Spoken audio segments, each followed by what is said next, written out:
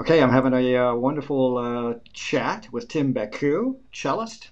He has just graduated from Westmont College, was the winner of the, what's it called, the Westmont Music Guild competition, received 4 years of scholarship at Westmont College, and he is going to be the cello soloist coming up, I guess, next Sunday, a week from now. With the 52nd annual, I mean, this thing goes on and on forever, 52nd annual Fiesta concert in the sunken gardens of the Santa Barbara County Courthouse. It's great, free concert, 4 o'clock in the afternoon, Sunday, 5th October. This is the West Coast Symphony Orchestra. Christopher Story VI is the conductor founder, and I think he'll be able to manage it. He's about 93. He's going to at least watch. And the artistic director for the past couple of years, Dr. Michael Schassberger, whom you know very well. Tim at Westmont College, a wonderful mover, shaker, conductor, wonderful guy. Done a lot. So this is going to be quite a program. We'll talk about your part in the program in just a second. Let me just run down the program very quickly. Dvorak, Carnival Overture, love that. Since I was a kid, that was one of the first overtures I ever conducted. Georges Bizet, little highlights from Carmen, perfectly appropriate for Fiesta. We got the Camille Saint-Saëns, the cello concerto, that's the number one, the one that everybody knows, very difficult. We'll talk about that. And Mitch Lee, Man of La Mancha, the Man of La Mancha suite. So it's going to be quite a wonderful program.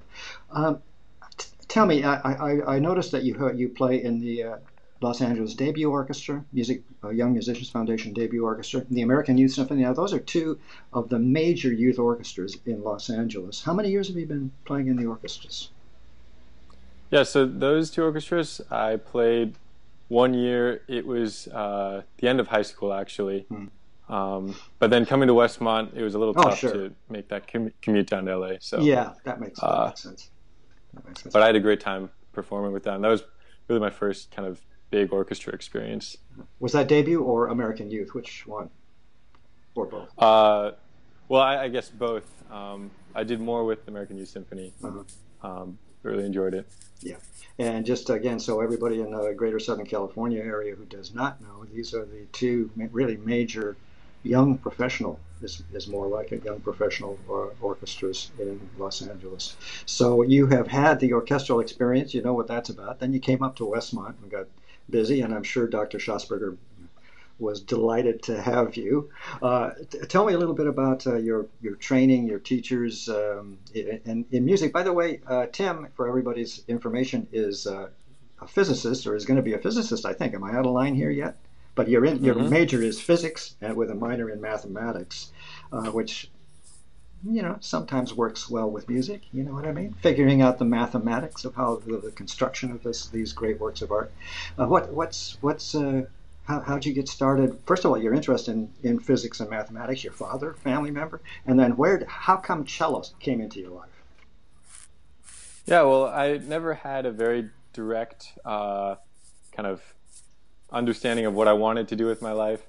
My dad worked in kind of the analytical realm, and my mom was trained as an artist, so I grew up kind of with a balance of both of those. Beautiful. I always enjoyed math in high school and before then even, and started music from a young age with piano, jumped around to a few other instruments, but really my main focus was cello. So I started cello around age 11 and studied with Andrew Cook till the end of high school. And then at Westmont, I've been studying with Trevor Handy. Oh, sure. And tell me about Mr. Cook. Did I get Yeah, the right name? we were, I think, really lucky to have discovered him pretty much from the start of my adventures with the cello.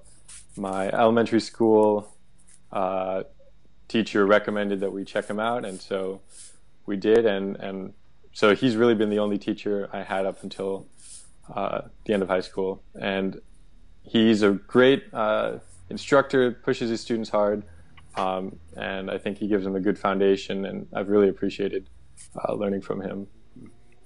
Let's look at the Saint-Saëns. First of all, I don't envy Michael one bit. It's a very difficult, very tricky concerto.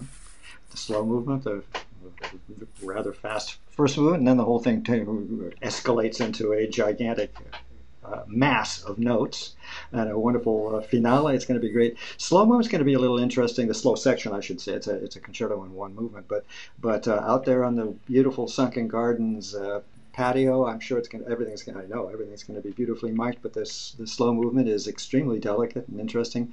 How'd you first discover the Saint-Saëns, and did you study it with one of your teachers at all? What's the history of your knowledge of the Saint-Saëns concerto? Yeah, so I initially learned the piece freshman year of high school, but actually it was just the first movement and then a cut to the very end.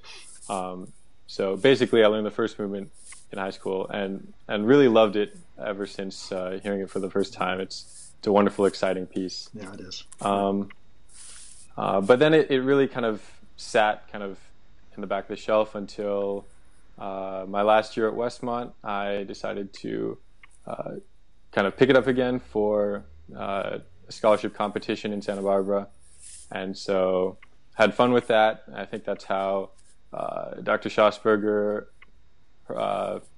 knew that I played it, and then he asked me if I would like to play it for this concert, the Fiesta concert, and that was exciting, a little bit out of the blue for me, but I was happy to say yes to that. And so I've also learned the second and third movements for this concert. It'll be my first time playing those movements. Yeah, the whole shebang. I think it's about 22 minutes or something altogether, off the top of my head. And who was your, if any, who might have been your cellist model for this concerto? You know, where you're listening to the records and thinking, "Can I do this? Can I do this?" Anybody yeah, in well, particular? I mean, it's great to hear kind of the broad range of interpretations with this famous piece. I happen to like Starker's version a lot. Also Rostropovich. Sure. I like the character and the life they give the piece.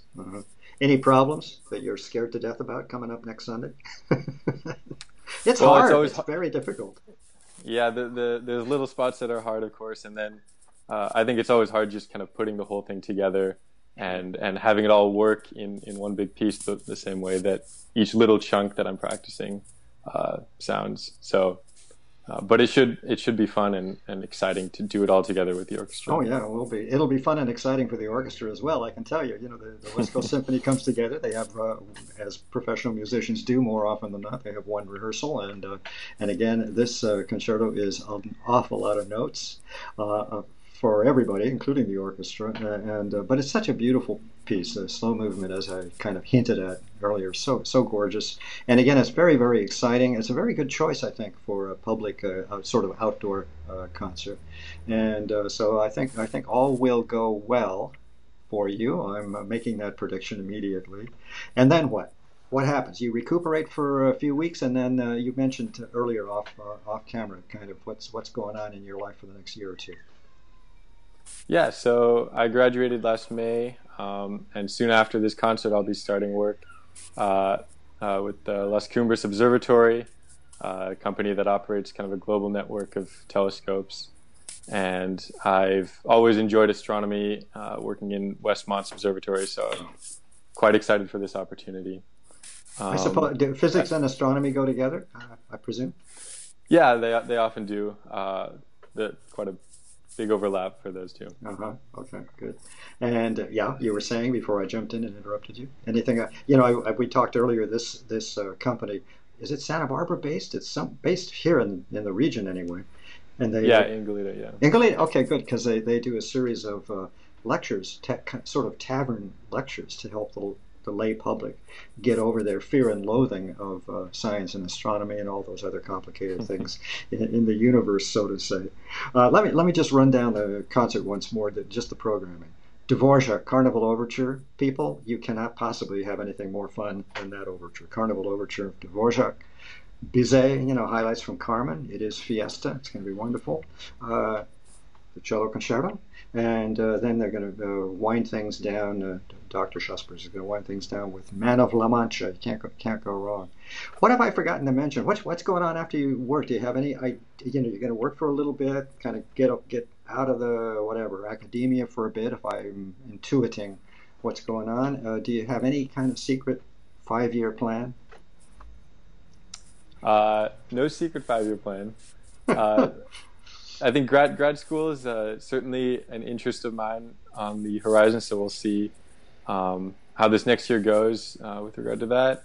Um, and I definitely hope to keep up music, although I'm still trying to figure out how that looks after college.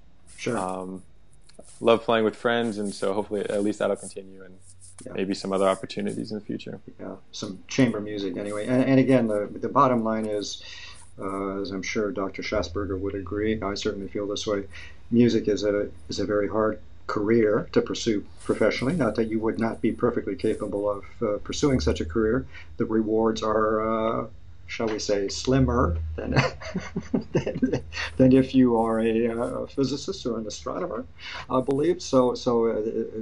Many people pursue music as a sort of a second joy in their lives while they carry on with their other great interests. So I think this is going to be a great future for you. And if you, I'm going to be at the concert, so you better play well.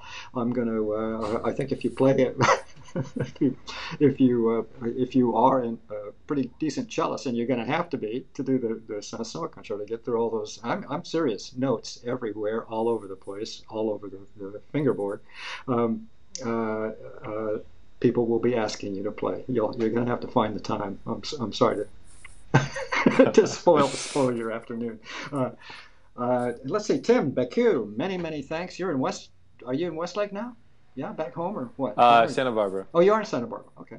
Oh, good. So you Yeah. don't have to travel far. Oh, that's nice to get to the Sunken Garden. Yeah. I'm sure it's going to be a great experience. West Coast Symphony Orchestra plays very well. They get their act together and do their thing as professionals do. And Dr. Schassberger is a wonderful conductor. So he will keep the helm very tight and keep things running very well for that concert. Tim, many thanks for giving me a little bit of your afternoon. We're looking forward to hearing you play. Everybody that's out in Southern California area that can come up to Santa Barbara. It's the last day, the famous 52nd anniversary concert for Fiesta. And as everybody knows, in Southern California, Santa Barbara is such a gorgeous city, and the Santa Barbara County Courthouse is one of the most beautiful architectural structures in the world, really. So it's just really going to be something. Sunday, August 5th, 4 o'clock. Courthouse, Sunken Gardens, and you'll have an opportunity, all of you, to hear this really wonderful young cellist give us a good performance of the Saint-Saëns.